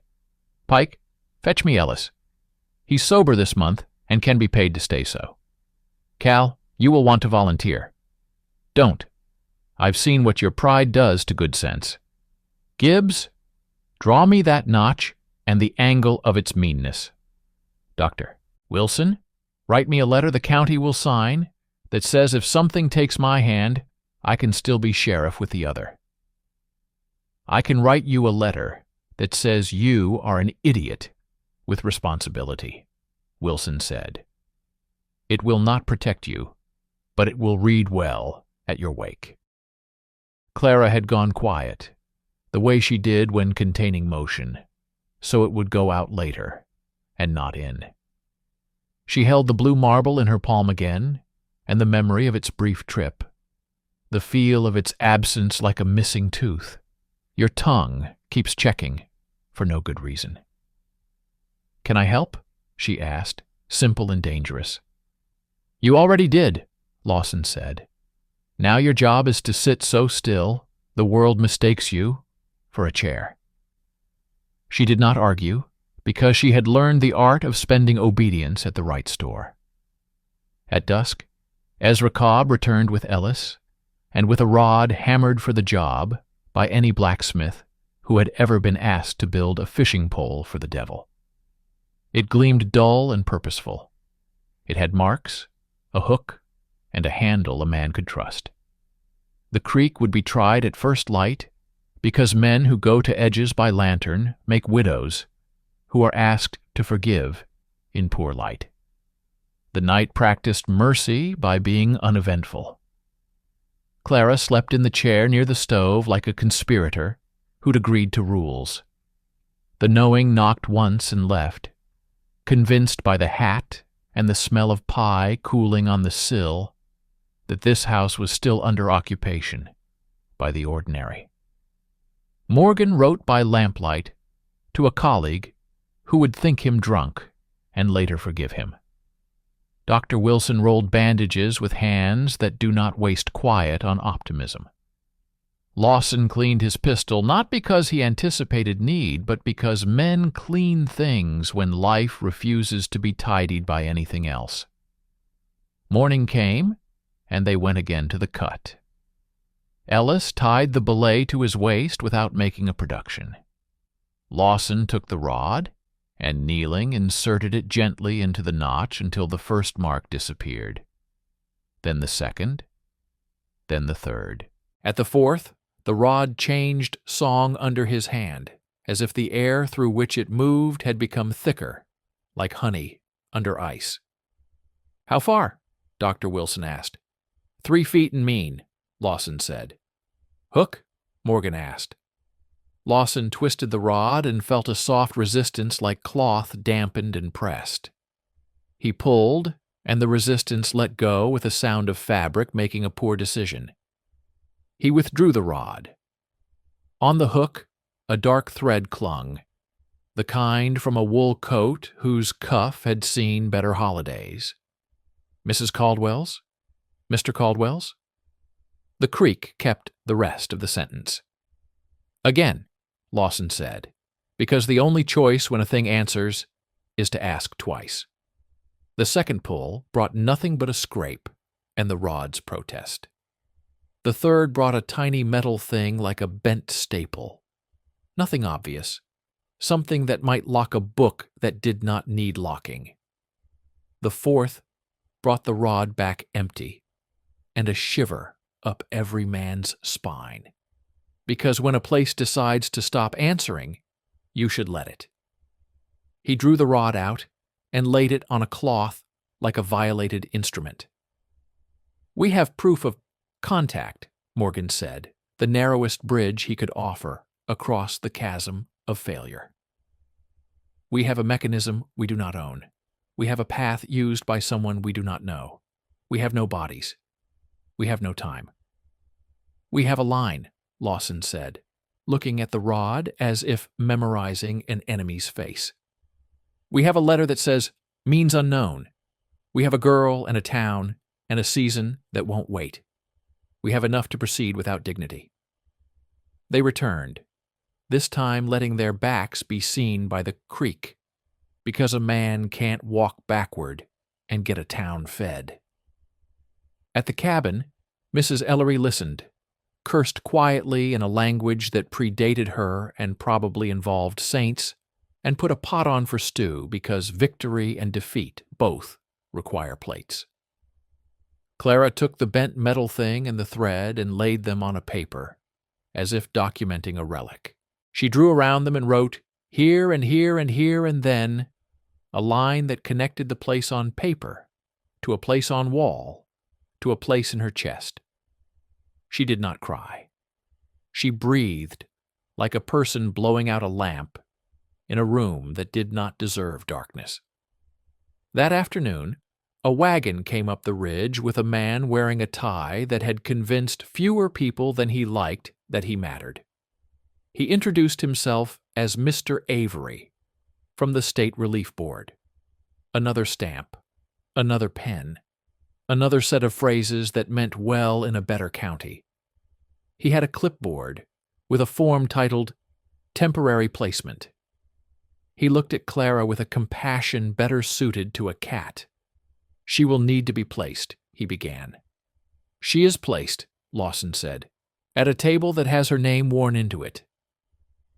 Mr. Avery arranged his mouth into a shape the city had taught him. "For her safety."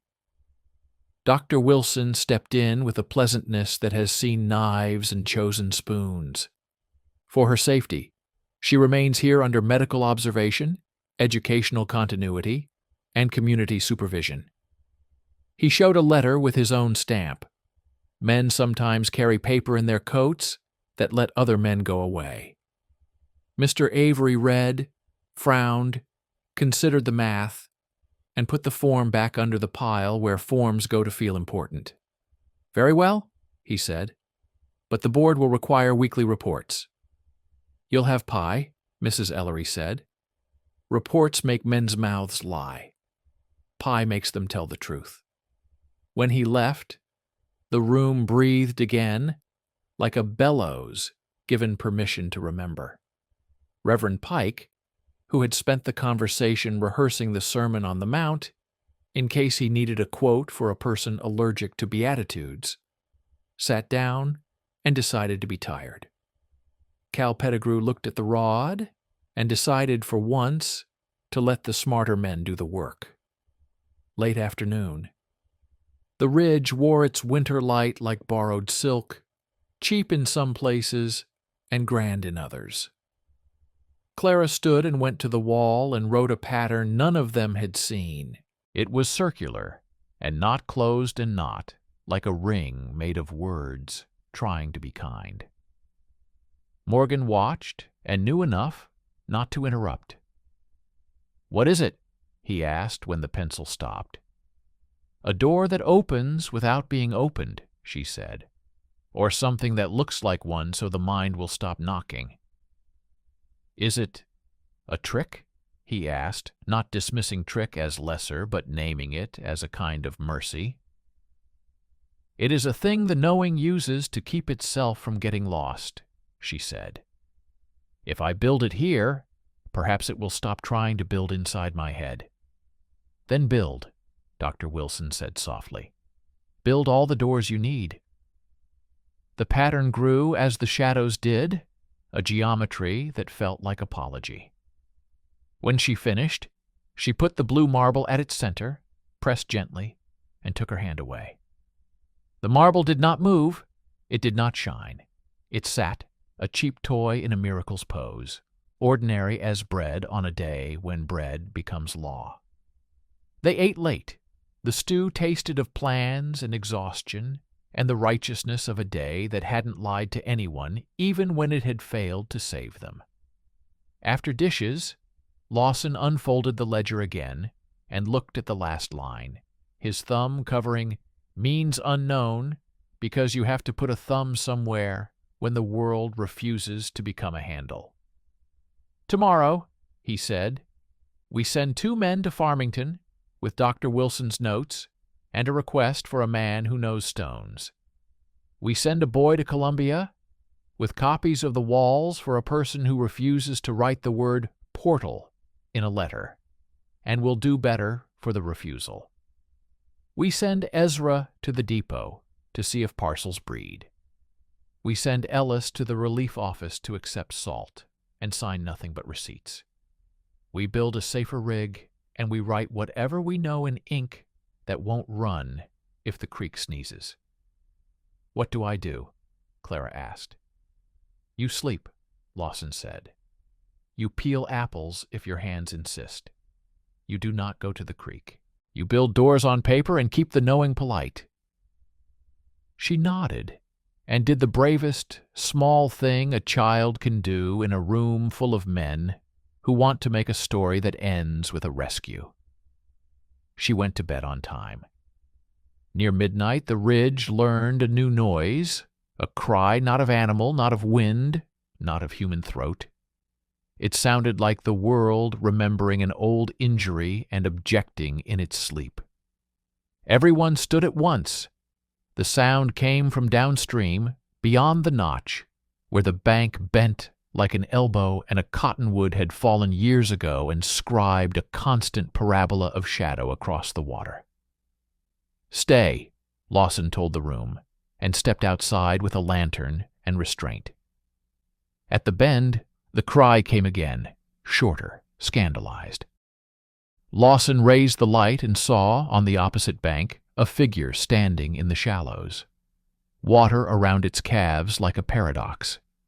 It wore a coat that had known care, and a hat that had known rain, and a face that did not belong to the county or maybe to the month.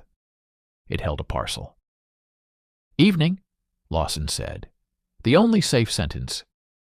The figure lifted the parcel, as if to show it, and then set it on a rock out of the water's ambition. The cry sounded again, but now Lawson heard the trick. It was not the figure. It was the water itself. A note, pulled out of a bent place, a whine of a world rubbed wrong. The figure turned and stepped backward into the dark, which is hard, and is not a thing a man does unless he is practiced. It vanished without the showmanship of fog. The cry stopped like a song clipped. Lawson crossed at the ford with the careful arrogance of a man who refuses to be bullied by a geography. He took the parcel. It was wrapped in oilcloth, tied with a blind man's knot. He did not open it on the bank because the story did not deserve to be clowned by a bad decision. He returned, wet to the knees, and not ashamed of it, and set the parcel on the table where soup and letters had learned to share space. They opened it, with the room watching the way people watch a baby breathe. Inside lay 3 things: a small tin, with a glass vial sealed inside, containing something that looked like river water, and did not behave like it; a piece of blue cloth, cut from a woman's dress, hemmed with a hasty stitch, and a page torn from a ledger that was not Mr. Caldwell's, but had the same longhand. "Went to fetch. Don't fetch us. Close the door." The room learned how to be quiet, without being empty. Men's faces performed mathematics, a subtraction, a division, a multiplication of questions. Mrs. Ellery sat down, and the chair held a new weight of a woman who has decided what mourning she will allow and what she will not. Dr. Wilson took the vial and turned it, and the fluid inside turned, and for half a second did not, and then did again, like an argument rehearsed. "Close the door," Morgan said, as if repeating a theorem for a student. He looked at the pattern on the wall, the ring that was a door, and not one. He looked at the notch mapped on paper and underlined with wet boots in his memory. He looked at the child who had drawn both, and at the sheriff, who had discovered both, and at the river that had insulted both. "Can we?" "If it opens, it shuts," Reverend Pike said, and for once the room did not reject theology as a tool. Even the grave opens and shuts. "How?" Lawson asked, because that is his pronoun. Clara stood and put the marble on the pattern again, and this time pressed until the blue glass made a small, defiant squeak. The pattern trembled in the lantern's light as if made of tin roof, and a thunderstorm had taken a personal interest. The squeak became, in the ear, a hinge, and then stopped. The marble sat. The pattern stilled. Somewhere, the creek might have sighed. In the stupor that follows a miracle too modest to get its own chapter, Lawson wrote a sentence into the ledger under the last written line. He did not cover means unknown. He added, in a hand taught by forms and improved by stubbornness, "We fetched what can be fetched. We will stand the watch. We will close what should not be open." He signed it, Tom Lawson, Sheriff, and dated it, because a day is a thing that deserves witnesses. Dawn waited its turn beyond the ridge. The stove clicked as if deciding what to remember. The vial sat on the table like a dare. The page from the other ledger said what it said. In a hand the room would someday recognize in a drawer in a courthouse that hadn't burned yet. Close the door. We will, Lawson said to the line, to the room, to the cut, to the world that makes holes and expects the poor to fall in. We will. The vial sat in the lamplight like a captured thought, the river sealed in glass and refusing to behave like water. Sheriff Lawson turned it slowly, watching the meniscus lag a heartbeat behind the motion, as if the contents had learned to hesitate. The torn ledger page lay beside it. Went to fetch. Don't fetch us. Close the door, staring with the impolite honesty of bad news. No one reached for the pie. Even Mrs. Ellery's hands, which had never met a crisis they couldn't improve with a spoon, were still. Say it plain, Lawson said, not lifting his eyes from the page. We are not getting them back by rope. No, Dr. Wilson answered, where a yes would have been a lie, and a maybe a cruelty. If this message is theirs, and it smells like the truth of tired people, it's the kind of instruction we owe the living to obey. Professor Morgan had been staring at the ring pattern Clara drew the previous night, a door that opens without being opened. He took off his spectacles, set them down with ceremony, and rubbed his eyes like a man wearing a hangover made of mathematics. A pocket isn't a place you invade, he said. It's a crease in the world. You smooth it out. You don't climb in. How? Cal Pettigrew demanded. His voice had a fresh scrape on it from the Ford and from dignity. You talk to a fold? You iron it like your Sunday shirt? Perhaps that's not as foolish as it sounds, Reverend Pike said, surprising himself. We do not iron the Lord, but we smooth trouble with ritual. Doors are manners solidified. Manners, Mrs. Ellery said briskly, grateful for a noun she could bully. Then we will teach the creek some. Clara had been quiet, with the concentration that keeps something from bursting. She reached out and set the blue marble at the center of the drawn ring again, then pressed until the glass made a small protest. The drawn door vibrated. Not the paper, not the ink, but the idea, the way a note rings in a guitar body when the right string is plucked on a different instrument. It settled. The room felt it. The way a pressure changes before rain. The way a baby stops crying when a hand finally learns its weight. It wants to shut where it opened, Clara said, like a window that complains if you slam a different one. Then we shut the notch, Lawson concluded. He stood, not because the conclusion required height, but because standing turns thought into policy. At dawn, we go down with stone and steel and what passes for blessing. We fill the pocket until it remembers its bank again. We do it with rope and sober men. Today we do not ask the world for favors it's not prepared to give. Tonight, Dr. Wilson added, we prepare the body and the mind. Rope checked twice, stakes inspected, men assigned, no volunteers whose pride will get in the way of gravity. You'll have Ellis, Lawson said. You'll have me. Cal opened his mouth to resent the wisdom that excluded him, and then for once obeyed in advance. I can be the back, he said grudgingly. I can hold the rope and keep my talk to myself. You can, Lawson agreed.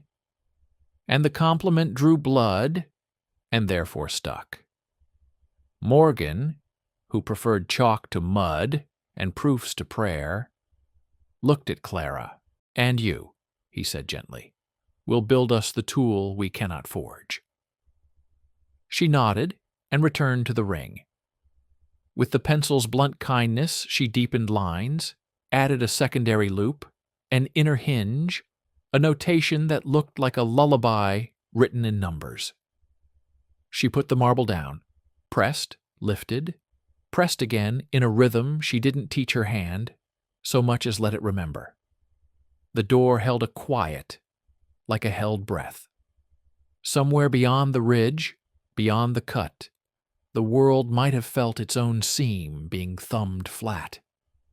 Food, Mrs. Ellery declared, not as distraction, but as reinforcement. Stew that behaves and bread that forgives. If the creek wants to argue with a fed town, it should have picked a different month. They ate. They did not speak in theories. They chewed as if chewing were a job that prevented worse ones. Afterward, Lawson laid out the morning like a map. Rope team, Ellis on belay, me on lead, Cal and Pike on stakes, Gibbs on notes and angle calls. Professor, eyes on fools who forget they have bodies. Doctor, hands ready for the consequence we don't consent to but respect. Clara, you will be nowhere near the bank. You will sit here and hold the door on paper. If it tugs, you tug back. What if it tugs hard? She asked. Then you tell it the kitchen is occupied, Mrs. Ellery said. If it argues, you fetch me. Clara smiled. A quick, brittle thing, and then tucked it away, like a coin she might need later.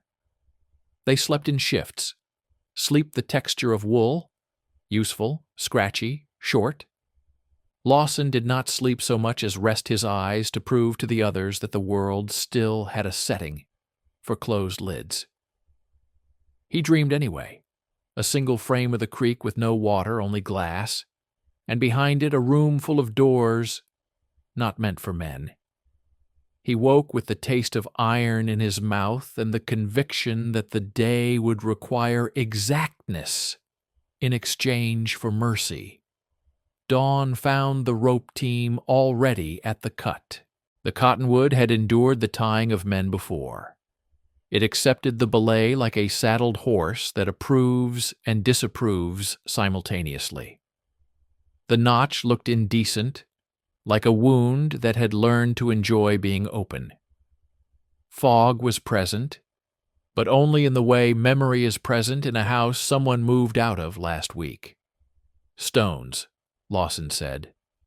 Ellis handed him flat rocks gathered from the ridge, thin, stubborn things that know how to stack. Mortar, Lawson added, and Reverend Pike produced the bucket, ash and river sand, and a mean amount of salt ground fine. A sin against soup, Ellis had called it, grinding, and Mrs. Ellery had whacked him with a spoon and declared it sacred theft. On my count, Lawson said. We build slow. We do not feed the notch. We convince it. Convince, Dr. Wilson repeated, as if the word were a vaccine. Lawson slid the first stone into the notch and waited. He felt the pull, a toddler's hand tugging a tablecloth, and kept his fingers on the top, not the edge.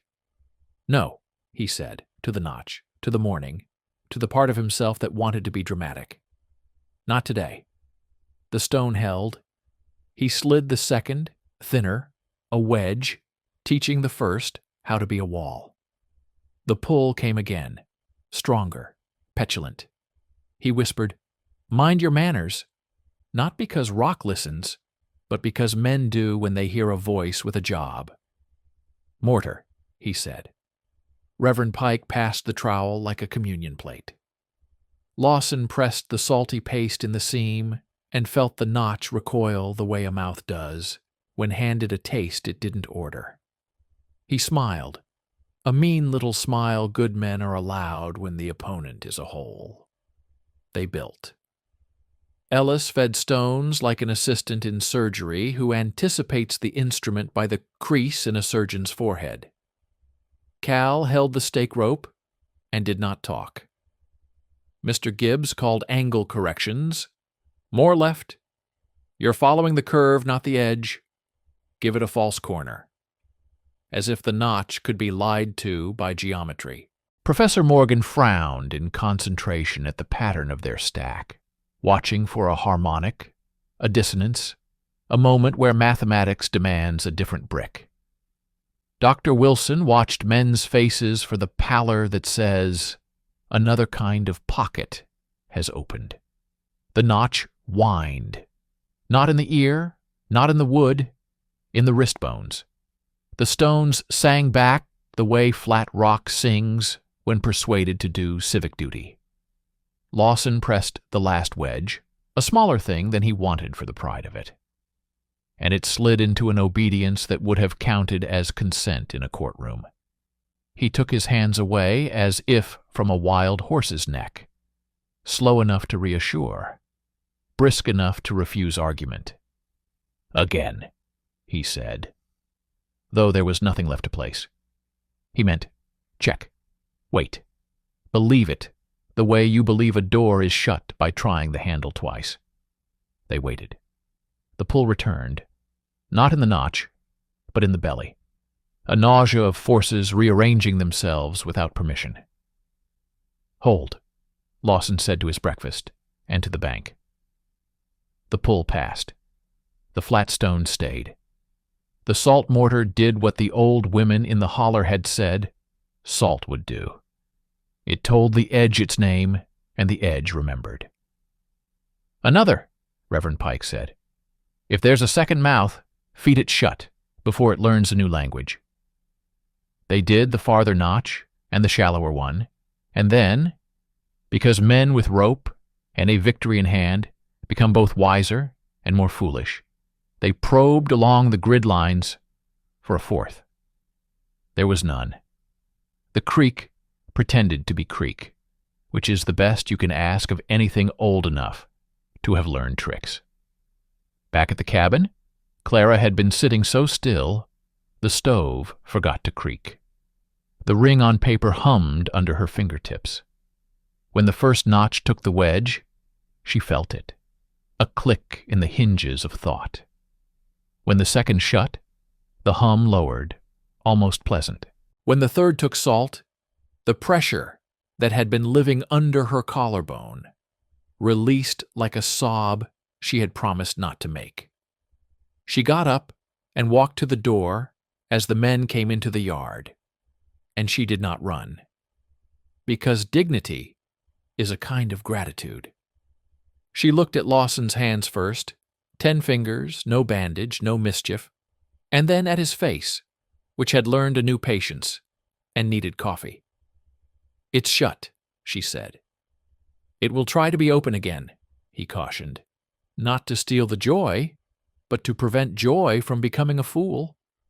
But it is shut today. The creek will remember who lives here. What of the vial?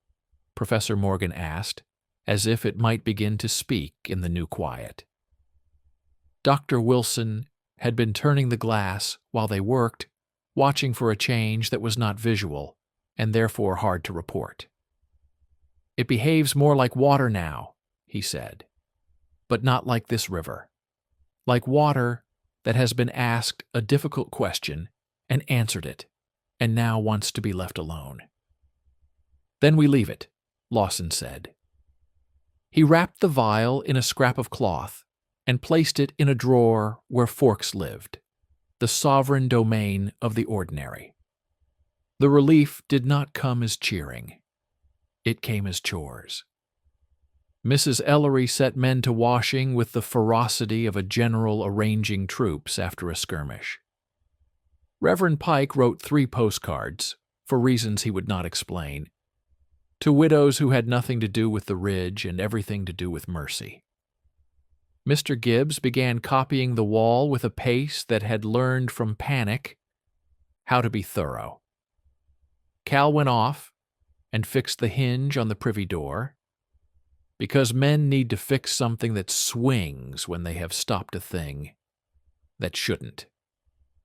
Near midday, the relief officer, Mr. Avery, reappeared with a box of salt and an altered expression, as if someone had told him a joke about his previous visit, and he had, to his credit, laughed at himself.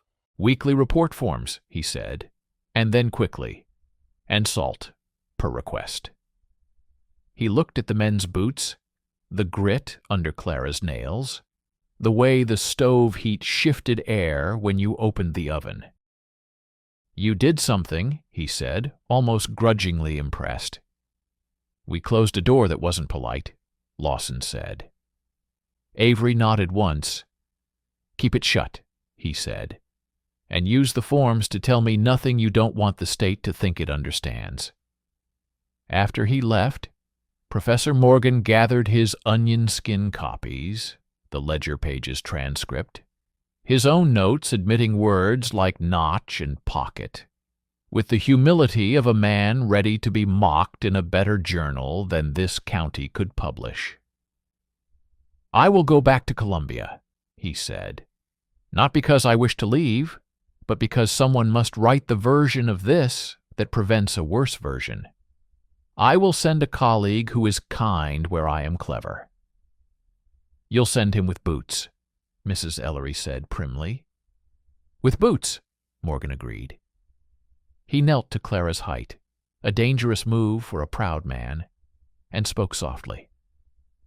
"You did what 5 men and a sheriff could not have done without you. You built a door where none was offered. Sometimes that is the only work worth doing." "It pushed," she said, as if confessing a lapse. "And I pushed back." "Good," he said. "Never only endure. Negotiate." In the quiet after departure, a boy from the telegraph office arrived, breath clouding in confidence. "Message," he said, holding it like a fish he'd caught bare-handed. Lawson opened it with that sheriff's economy of motion that wastes neither paper nor hope. "University. Acknowledges. Receipt. Stop. Professor Morgan's report. Received. Stop advise. Proceed. With local measures. Stop no interference from state recommended. Stop. It was signed by a name Lawson could not pronounce, and a title he respected solely on the strength of its length. Translated, Dr. Wilson said dryly. "That says, we do not know. You do. Keep doing. We will not make it worse." "Good policy," Lawson said. "We should print it and nail it to the courthouse." Afternoon wore thin in the clean way good work scrubs a day. Clara dozed, pencil on the table, hand still resting on the ring, as if hugging a sleeping dog. The men took turns stepping to the ridge to look down at the creek, not because they expected treachery, but because vigilance once learned becomes a habit the body performs like breathing. Near sundown, a new quiet arrived. Not the expectant hush before weather. Not the guilty stillness after a gunshot in the next hollow. A layered quiet, like quilts stacked over a sleeping place. Weight, without burden. Clara sat up and looked at the wall. The ring did not hum. It sat. The kitchen smelled of stew and soap and the cheap holiness of bread baking for a second time, so it will brown right. There was a knock that did not startle anyone, firm, polite, and exactly 3 beats too slow to be local. A woman stood in the doorway in a coat that had been mended with thread, the color of stubbornness. She was older than Clara and younger than forgetting. Her eyes had that Ozarks clarity that has outlived both sermons and moonshine. She held a tin lunch pail as if it were an instrument. "Evening," she said. "Name's Whitney, county nurse from Birch Tree. I was told there was a child with hands that shake sometimes, and men who think they have to lift everything by themselves." "You were told right," Dr. Wilson said, standing like a man presented with help he didn't dare hope for. She set the pail on the table. "Coffee," she said. "Broth. 2 rolls with butter, that I am not apologizing for. And a list of names of people who have a habit of bringing soup without knocking." She glanced at the ring, and a pattern I will not be asking about, but will put my hand on if the child needs someone else to help push. Clara slid her small palm into Nurse Whitney's without ceremony. The two stood there, hands flat on paper, that held a thing too large and too small, and the room registered a new kind of engineering. Women closing doors, men can't even see. Later, after supper, that tasted petty in its goodness and grand in its sufficiency. Reverend Pike spoke what a preacher must when a town has done work that skirts gaps in doctrines. "We will not tell this in a way that turns it into a miracle," he said. "We will tell it in a way that gives thanks for hands and rope and recipes and the privilege of being tired for the right reasons. We will remember two people with the right kind of grief. Strong, honest, unwilling to make statues where there should be soup." They went to bed that night with the particular fatigue that puts its hand on your shoulder and says, "Stop." The stove ticked like a clock. The creek behaved like a creek. The moon lifted itself with no tricks, content to be a coin on heaven's table. In the deep of night, Clara woke and walked to the door. She opened it. The air had that winter brightness the Ozarks gives for free after a hard day, the kind that makes breath look like letters, even if you don't say a word. She stepped onto the porch and listened. No knocking, no push, no hum.